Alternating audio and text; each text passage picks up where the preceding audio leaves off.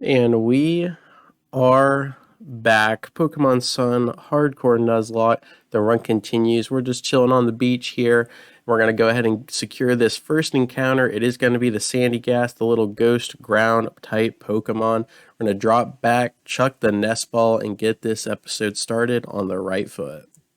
And then for our Akala Outskirts encounter, it is going to be the Alolan Raticate. So we didn't get the Rattata earlier on in the run, so we're going to go ahead and secure it here. And last time we got the little Beware, the little Stuffle.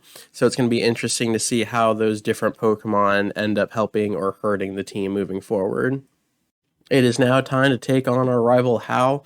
However, I did botch the recording for this in our current attempt, so I'm just going to play the first attempt's recording and then voice over what actually happened this time around.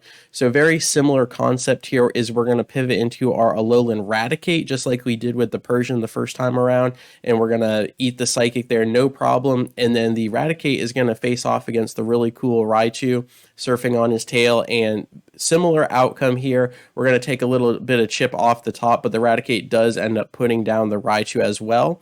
So very similar in that regard. And then the pivot's going to be the same, if I'm not mistaken. It's just going to be the Vaporeon coming down here. However, the only reason I'm including this is because we do end up losing somebody at the end of this fight. So our Chubby Rat is going to stay in, and same thing, we're going to swap to the Charjabug. The Charjabug is going to come down. We're going to get that super effective electric type move.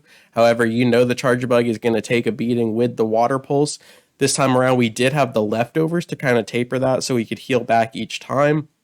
So the Spark comes down. It's the same thing, but the Charjabug actually finishes off the Vaporeon this time. We didn't have to swap into another Pokemon, so we did learn from our mistakes, even if the record button eluded me.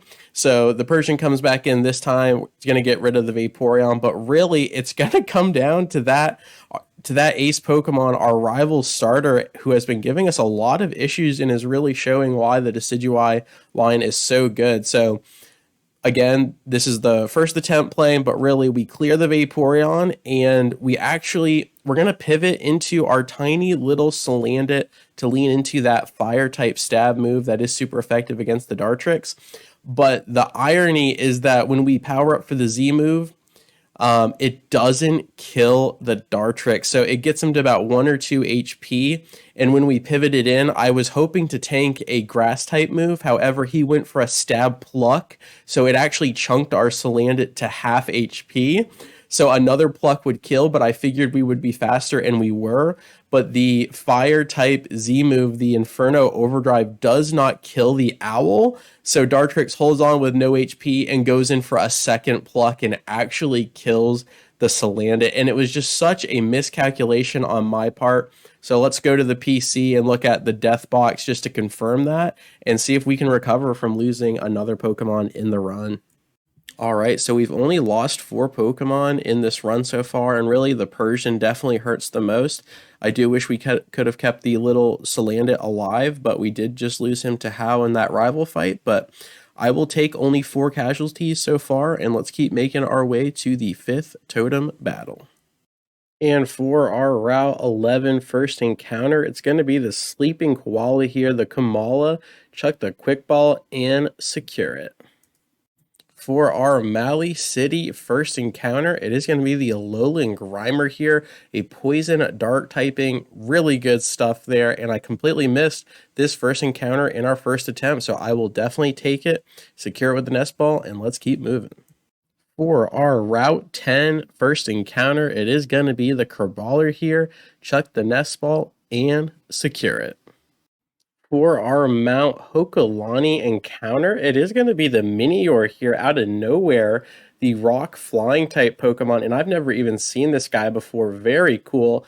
And we're just going to sit here, try and chip him down, and yeah, it's not going to go as planned. I didn't realize that this little guy didn't want to be here anymore, and he's going to take the coward's way out and self-destruct. Thankfully, our koala tanks that no problem, but we do miss out on the first encounter.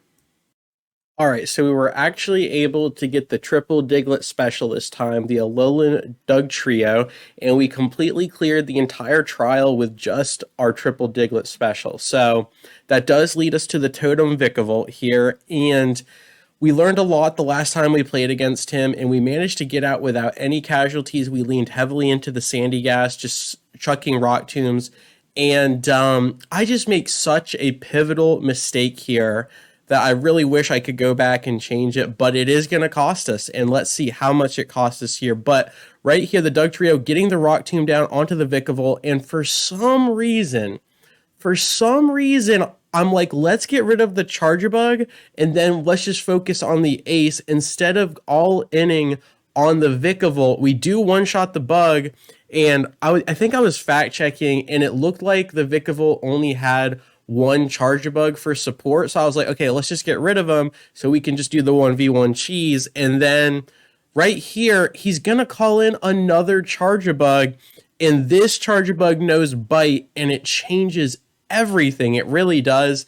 And I was like, okay, that's fine. Let's just get the Sandy Gas and repeat what we did in our first attempt. So we get the Doug Trio to safety, and in comes the super effective Bite on top of a Bug Bite, and Sandy Gas almost goes down in a single turn without even doing anything. So now we went from complete control over this entire fight. And honestly, the Z-powered Rock Tomb might have just killed the Vikavolt from that range. I just completely blundered. And Doug Trio's so weak physically that it's hard to swap back in. Another Bite comes down. Thankfully, we do have stamina on the Mudbray, buffing that defense as Vikavolt just gets greedy for another charge. So we are back in the fight here, but the Rock Tomb misses and another Bite comes down. We are +2 defense now, but the Bug Bite's going to break through.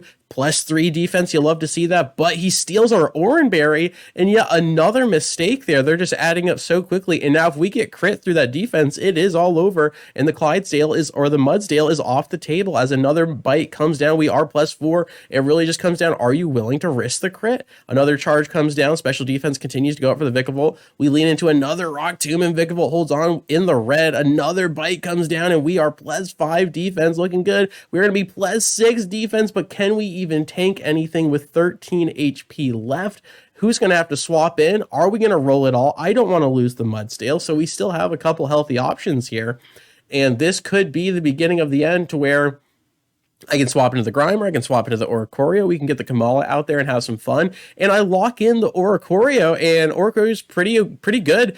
Across the board, we do dodge the Mudslap, which is nice because of the Levitate from the flying type, which is beautiful. But now I make a pivotal mistake. I see the super effective on the hidden power, knowing that it's a fire type, but I completely forget that Vikavolt has the berry that reduces the damage from a super effective fire, and the spark comes down, and the second spark comes down, and Vikavolt doubles down onto the poor Oricorio, and all because I didn't all in with the Air Slash. Now, to be fair, he has been charging up, so his special defense was also sky high, which I completely forgot about, and we should have went into a physical damage dealer, but it was just a massive mistake. And as you can see, the Doug Trio's physical defense is not great, very fragile, very fast, but the complete misplay, and now we're kind of just reeling, trying to lick our wounds from the Oricorio loss, and we were so close to getting his signature move that really just takes whatever typing he is and turns it into like a flamethrower or a thunderbolt, depending, a psychic or a shadow ball, depending on what kind of like weather ball. I can't remember the name off the top, but we just get the Grimer back out there, taking on the Charger Bug by himself. And really, this Charger Bug should have never even came out. We should have all-ined on the Vikavolt, and just mistakes were made. This is our second full attempt here, but we still have so much to learn about Gen 7 and Pokemon Sun in general. But Grimer is looking good. We do beat the 5th totem. It did cost us the Oricorio, but not everything can be a flawless victory. So we will take that. I think we're averaging 1 death per totem battle. That's not the worst, but let's see if we can just get better moving forward in this run. All right, it is now time for our first fight against Team Skull Guzma. We learned so much about him and his team last time in our first attempt, and we've got the iconic matchup here. We've got the Toucan against his Golisopod. The Beak Blast comes down. Now, he did get greedy for the Swords Dance here, which still works out in our favor. We couldn't finish him off. If I haven't mentioned it before, the Toucan did end up with a negative attack nature, so that is hampering us a little bit, but the Beak Blast still does so much damage and takes down the spider without any difficulties. The Glycobod comes back out. He is bleeding. Now we can potentially look at the team and maybe swap around, but if we swap and he goes for a potential Swords Dance again, someone's going to have to tank that, and we just don't want to deal with it, so we're going to put the Toucan on the spot here. We're going to go all in for another Beak Blast and just see if we can beat the big bug. And he does go for the Razor Shell here. No crit. Thankfully, we hold on with a baker's dozen worth of HP, and the Beak Blast comes in for the fadeaway, and Guzma is defeated. As always, thank you so much for your time. I really do appreciate it, and I will catch you on the flip. Peace.